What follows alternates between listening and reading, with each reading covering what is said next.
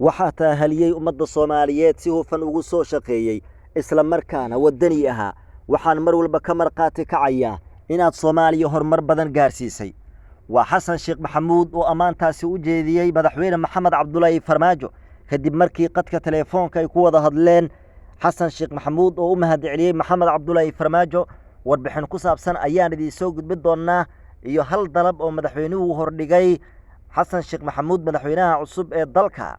halkani waa Shacabka TV oo idin soo gudbinaya wararkii ugu dambeeyay ee gudaha iyo dibadda qodobada xiisaha badan aan waqti xaadirkan idin hayna daawadayaal waxaa kamid ah oo aad daawo doontaan faahfaahin laga helayo kulan gaar ah oo qadka telefoonka ay ku wada qaateen madaxweynihii hore ee dalka mudane Farmaajo iyo madaxweynaha cusub ee talada dalka haya Xasan Sheekh Maxamuud muxuu kulankaasi ku saabsanaa yuusa ka yimid dalabka warbixin ku saabsan ayaan idin soo gudbin doonaa qabanqaabada munaasabada lagu calaamad saaray madaxweynaha cusub oo ka soconaysa gudaha magaalada Muqdisho warbixin ayaan ku eegi doonaa oo aad ku daawo doontaan warkeena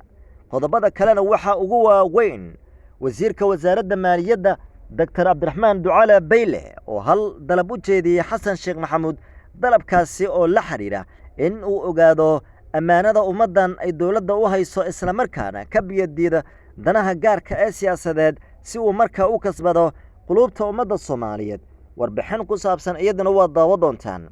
Roble oo malaayiin dollar ka dalbaday Xasan Sheekh Maxamuud maadaama uu gacan ka geystay doorashadii uu Xasan ku soo baxay lacagaha uu dalbaday Roble ayaan eegi doonaa qodobadaasi iyo kuwa kale ayaa daawo doontaan meel kastoo dunida aad ka joogtaan kulanti haboon ayaan u leenahay halkan waa Shacabka TV oo la socodsiinaya wararkii ugu dambeeyay gudaha iyo dibadda daawadeeshana qiimaha iyo qadarinta naga mudan waxaan idin ka codsanaynaa inaad wararka iyaga leegta ku badisaan oo aad gaarsiisaan saaxiibadiina kale doodeeda waxay ku saabsan tahay daawadayaal Xasan Sheekh Maxamuud madaxweynaha cusub ee dalka ayaa u muuqda mid markaasi garwaaqsanaya guulaha Soomaaliya ay gaartay 5 sano ee la soo dhaafay iyadoo markaasi lacag fara badan oo uu ku arkay qasnada dawladda maroor dilaac uu ka qaaday taasi oo keentay in uu si degdeg ah qadka telefoonka kula xiriiro oo u mahadceliyo mudane Maxamed Cabdullaahi Farmaajo isagoo markaa qiray in Maxamed Cabdullaahi Farmaajo si daacad ah ugu soo adeega dalka iyo dadka amaanada ummadan Soomaaliyeedna si weyn u ilaaliyay haddaba mahadcelinta uu sameeyay Xasan Sheekh Maxamuud iyo sidaad u aragtaan ayaad afkaartiina saliimka ku soo cabiri kartaan iyo qodobada kale ee warka channelka subscribe adina hada muuqaalka like saara si gaarsiya saaxiibadiina kale si ay markaa qayb uga noqdaan dib u dhiska dalka iyo dadka waynu sidaasay aynu ku bilowno tafaasiisha wararkii oo faahfaahsan waalidweynaha qurbaha ku nool waalid ka faa'iideyso fursadan ubadkaaga gee maxadkan ay ka baranayaan barashada quraanka kariimka iyo culumta shariicada islaamka waana maxad ku furan 24 saacadood iyo 7 maalmood oo usbuuca waxaana ubadka loo dhigayaa barashada quraanka kariimka barashada akhriska higaada luqadda carabiga barashada afkeena Soomaaliga iyo barashada culumta shariicada islaamka sida kutubta fiqiga xadiiska iyo tafsiirka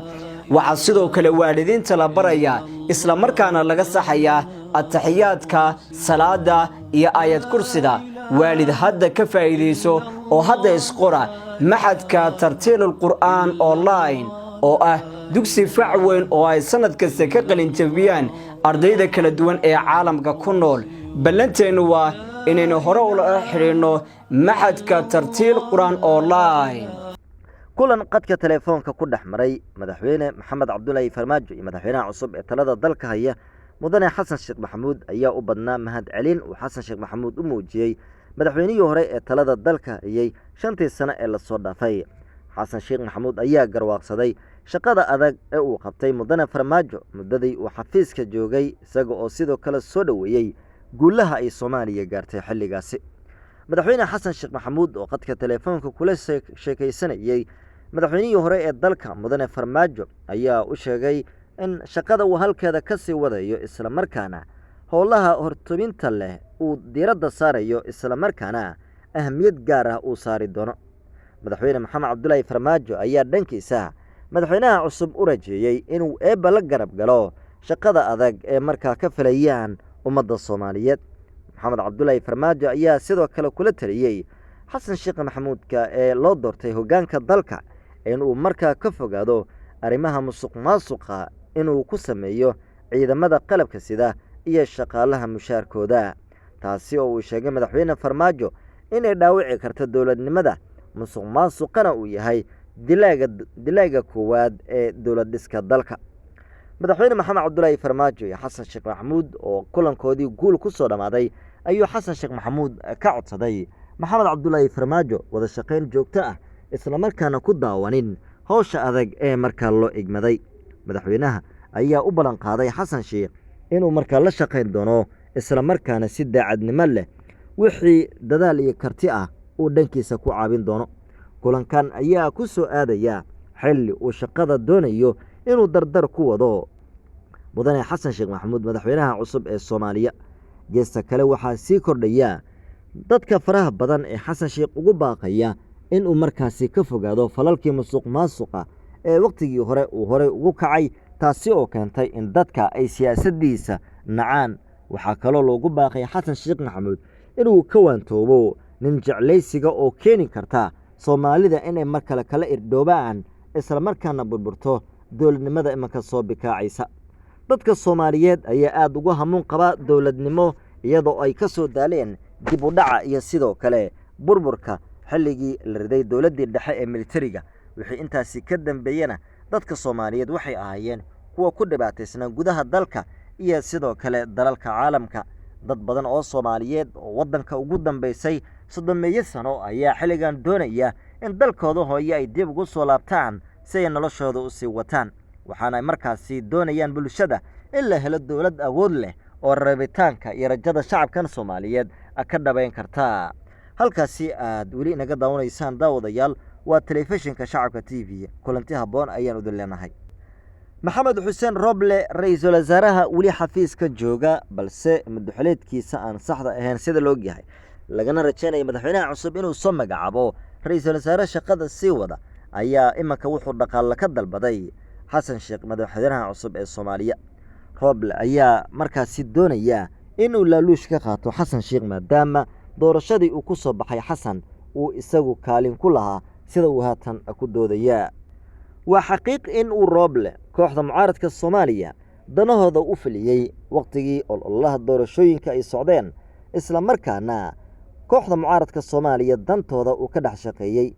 roble waxa uu ka qayb yahay kooxda dambul jadiid oo in muddo ah uu ka soo tirsanaa, imankana waxa uu doonayaa abaalkii uu kooxdaasi u galay in ay u magaan oo marka ay siiyaan dhaqaalo malaayiin doolar ah. lacagta oo cadadeeda aan la ogeyn ayaa aad u fara badan, balse waxaa la isweydiinayaa inuu xasan sheekh sii doono ama in kale. roble ayaa sidoo kale laga cabsi qabaa haddii uu xasan sheekh maxamuud lacagahaasi ka waayo inuu mucaaradada ku kiciyo oo uu markaa ka shaqeeyo dabina ka dhana xasan sheekh. dabinada ayaa waxaa ka mid ah in kooxda ahlusunna waljamaaca uu kala shaqeeyo carqaladeynta gudaha dalka, si gaara deegaanada gobolada dhexe ee dalka. maalin wanaagsan ayaan marka la idin leenahay. muuqaalka leeg sara si faafiyo wararka gaarsiiya saaxiibada kale. geesta kale aynu eegno wasiirka wasaaradda maaliyadda Dr. Cabdiraxmaan Ducaale Beyle ayaa madaxweynaha cusub ee talada dalka haya wuxuu kula taliyay inuu markaa ka fogaado arrimaha musuq maasuqa, diiradana la saaro mushaar bixinta, iyadoo xilligan bishay maraysa 29 ayaanan weli xaquuqdooda la siinin qeybaha ciidanka iyo shaqaalaha, taasoo iminka ay ka digayaan bulshooyinka Soomaaliyeed. wasiirka wasaaradda maaliyadda Dr. Cabdiraxmaan Ducaale Beyle oo warbixin kooban siinayay xasan sheekh maxamuud ayaa sidoo kale kala hadlay arrimaha dhaqaalaha iyo sidoo kale barnaamijka deen cafinta. Cabdiraxmaan Ducaale Beyle ayaa tilmaamay sida ay dowladdii hore kaga shaqaysay hanaanka hufnaanta ee dhanka maaliyadda. haddii taasi lagu yaqaan dowladnimada Soomaaliya ay marka le god dheer ku dhici karto. xasan sheekh maxamuud ayaa soo dhaweeyay talada uu siiyay wasiirka wasaaradda maaliyadda ee xukuumadda Soomaaliya. gabagabadiina magaalada Muqdisho waxaa ka soconaysa qabanqaabada munaasabada lagu calaamad saari doono madaxweyne xasan sheekh maxamuud. xasan sheekh maxamuud ayaa magacaabaya guddiga qabanqaabada munaasabada calaamad saarka oo rajadu tahay bisha dhalanaysa horaanteed inay ka qabsanto gudaha dalka. warkii aad kala socoteen daawadayaal Shacabka TV waqti xadarkani waa naginta waad ku mahadsantihiin daawashada wararkeena. gobolba iyo goor kasta ku xidhnaada Shacabka TV oo idin soo gudbinaya wararkii ugu dambeeyay ee gudaha iyo dibadda. waa inoo qaybaha kale ee wararka nabadgelyo.